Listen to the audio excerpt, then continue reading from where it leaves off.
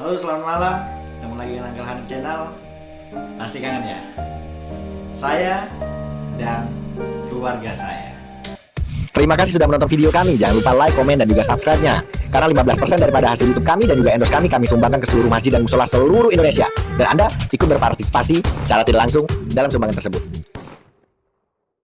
Oke, cerita Uncle hari ini adalah cerita hidup masa kecil Uncle. Gak sedih sih kalau buat diceritain. Jadi gini, kenalin dulu, nama lengkap saya itu Muhammad Hanim. Saya anak ketiga dari 4 saudara. Anak pertama perempuan, anak kedua perempuan, saya laki-laki dan adik saya laki-laki. Jadi pas saya lahir, cerita pas saya lahir aja deh. Karena anak pertama itu perempuan, anak kedua juga perempuan. Pas Uncle lahir, senangnya orang tua itu kayak ngerasa punya hadiah baru dari Tuhan, punya hadiah baru dari Allah.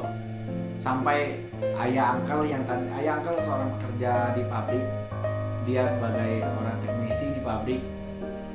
Pas denger Uncle ini lahiran dulu nggak bisa USG.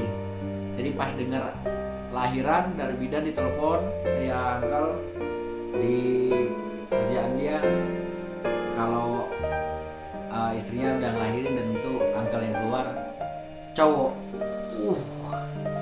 Naik motor nih sampai jatuh sampai ya saking senengnya jatuh nggak dia jatuh, dia naik lagi motor pulang sampai ke rumah, sampai rumah itu badan udah berdarah, udah lecet-lecet semua, sampai nggak sadar lagi dan nggak kerasa lagi dan gendong Uncle. Itu ceritanya dari orang tua Uncle, itu cerita dari ibu, saking senengnya punya anak cowok. Tapi ada satu kesedihan lain. Kesedihannya mungkin sedikit sedih dan berusaha mencari tahu. Anak dia cowok tapi milik kelainan. Uncle jujur ada satu kelainan yang mungkin berbeda daripada pria-pria lain. Sejak lahir posisinya, maaf, Uncle sudah disunat. Itu kelainan Uncle. Walaupun banyak orang yang bilang, ada yang bilang sunat setan, sunat jin, digigit jin lah, bilang jin bisa gigit, kok bodoh ya, gigit kok gigit. Tapi kesininya setelah Uncle dewasa, Uncle googling, Uncle cari tahu dengan para ustadz, para syekh, mereka mensupport dan mereka merasa bangga. Kenapa? Karena mereka bilang kamu seperti Nabi Muhammad. Nabi Muhammad itu lahir saat dia lahir posisinya sudah disunat. Di situ yang membuat Uncle jadi antusias untuk saya bisa hidup, artinya saya tidak kelainan, saya tidak lain dengan orang lain. Dan sekarang alhamdulillah Uncle sudah punya anak istri dan normal, semua normal. Hanya berbedanya Uncle sejak lahir udah disunat, itu doang. Udah mulai gede, Uncle disekolahkan di TK.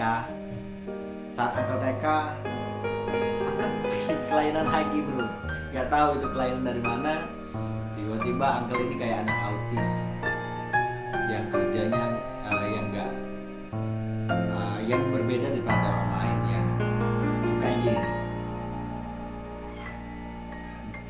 gini paling suka banget dulu waktu TK, sama kayak gini nih, jari diginiin, terus diketek rasanya kayak dengerin ini tuh seneng banget, taruh di telinga. Nah dulu waktu kecil ambil gini gigi, sampai ayah Uncle kalau ngeliat Uncle tuh ngerasa kok anak saya gitu ya. Berapa kali Uncle diajarin, jangan kayak gini, kamu lurusin aja, coba lurus jarinya, diajarin bibir nggak usah kayak gitu. Uncle dengerin. Dan alhamdulillah lulus TK Uncle normal, alhamdulillah banget. SD sekolah, SD dulu, waktu SD udah mulai nakal. Uncle udah mulai main keluar, panas-panasan, main layangan, main Tamiya, main petak umpet, main apa pakai kayu gituin gitu ya, main-main zaman kami lah, zaman kami.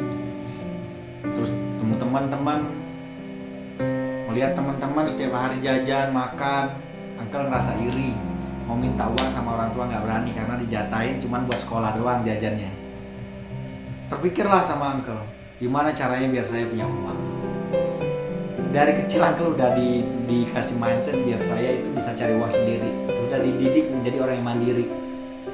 Tapi di mandirinya salah. Salah pertama saya adalah saat uncle kecil dulu. Nggak salah, awalnya saya udah bener. Saya ngumpulin plastik, terus besi kan deket pabrik banyak tuh besi bekas. Kumpulin dijual. Akhirnya saya punya uang, saya bisa jajan. Kesininya kok ngumpulin susah banget. Kok jadi pemulung lah mas saya, seperti itu. Uncle pernah waktu kecil dulu.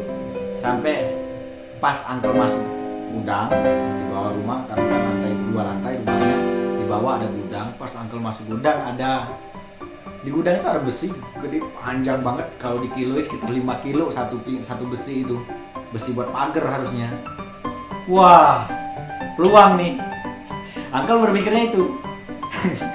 ini kocak buat uncle sih, tapi menderita buat orang tua uncle. Uncle jualin itu besi banyak banget, ada kurang lebih sekitar 30 bijian. Satu hari 5, satu hari 2, satu hari 3 uncle jualin buat jajan, beli Tamiya.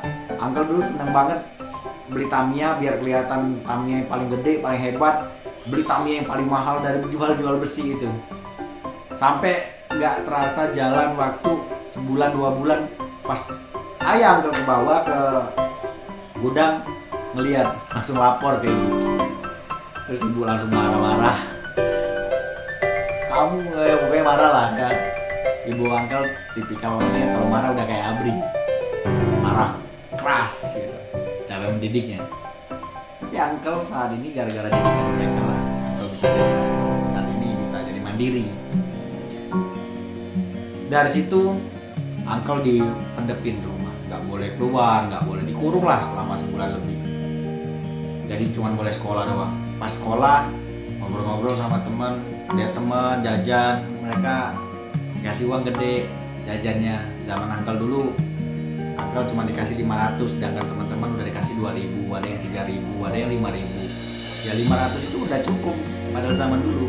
Udah bisa beli model, T1 sama S. Tapi melihat teman-teman enak banget jajan pagi, siang, nanti jam 9 dia jajan, jam 12 dia jajan lagi, pagi dia datang sarapan dia jajan. Sedangkan uncle cuma bisa sekali, itu pun kalau nggak siang malam, kalau nggak jam 9, jam 12.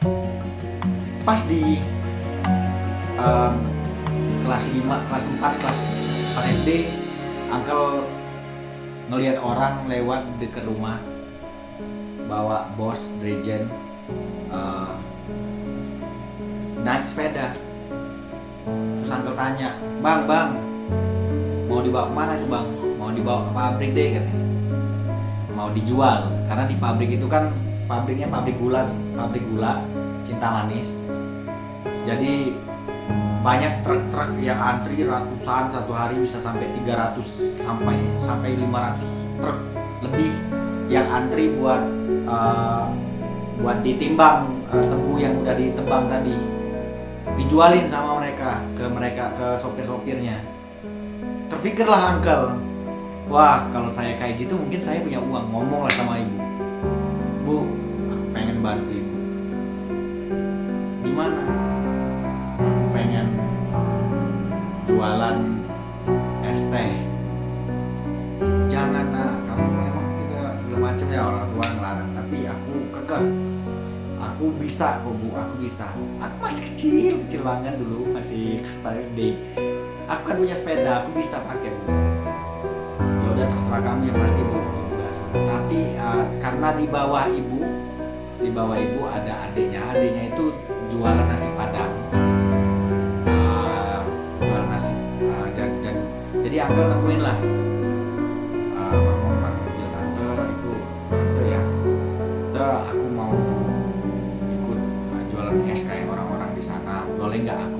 nawarin es dari tante. Oh boleh katanya. Jualan. Uncle jualan es teh. Satu hari penghasilan uncle dari jualan itu bisa sampai 27.000, 26.000. Setoran bersih ke uncle 5.000. Uncle seneng pulang ngasih itu ke orang tua bu aku pulang. Ya orang tua rasa namanya orang tua ya, ngeliat anak masih kecil udah mau cari uang, setengah seneng dia bisa bawa uang pulang mandiri, setengahnya lagi sedih gitu sambil berair-air mata ibu lihat. Tapi aku bahagia, rasanya aku bahagia bisa cari uang sendiri. Terus di perjalanan saya lihat itu kan orang naikin tebu itu pakai seling. Kalau kalian tahu seling tuh besi ya, kayak kawat yang diikat-ikat. Pokoknya seling lah, kalian cari tahu deh di Google seling. Itu jadi tebunya diangkat pakai seling, pakai dren di atas ini. Jadi selingnya gini, ini tebunya, selingnya di bawah udah disetel, tinggal ditarik, pindahin ke dalam box. Ada box khusus untuk tebu-tebu tadi.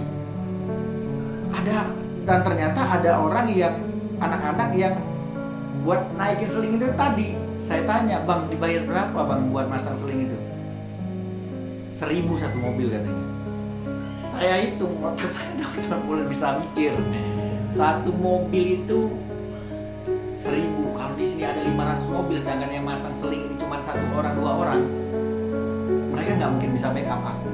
Jadi aku tadi sambil jualan es teh, sambil nyeling juga, bilang, bang, sama sopirnya, pasang seling gitu doang. Bang pasang seling, ya pasang deh. Saya pasang seling. Satu hari saya bisa menghasilkan 50.000 sampai 70.000 dari pasang seling tadi. Wah, lebih senang lagi bro. Di situ saya senang banget. Tadi ya pulang bawa uang, pergi jam 12 pulang sekolah, pulang jam 4. Itu biasanya ngasih ke orang tua 5.000 buat ditabung. Ini saya pulang bawa uang 50.000 lebih. Saya jajan waktu saya sekolah itu saya puas banget. Lihat temen yang tadinya jajan 5.000, saya bawa uang 10.000 satu hari. Saya traktir semua teman-teman saya. Saya bisa jadi bos mulai dari SD. Satu hari saya dikasih, nggak lagi saya tadinya minta uang sama orang tua, nggak pernah minta lagi. Mulai dari kelas 4 SD sampai saya lulus SMP, saya kerja. Tiap pulang sekolah saya kerja. Jadi saya itu jadwal uncle pagi sekolah, pulang jam 12, sholat dulu atau bantu ibu nyuci piring, atau pokoknya kami ada bagian jatah masing-masing. Kalau kakak itu nyuci baju, yang satu melipat, aku nyuci piring gitu. Sedangkan adik masih belum lahir dulu. Jadi ya saya punya adik itu beda jaraknya sekitar 9 bulan. Jadi pas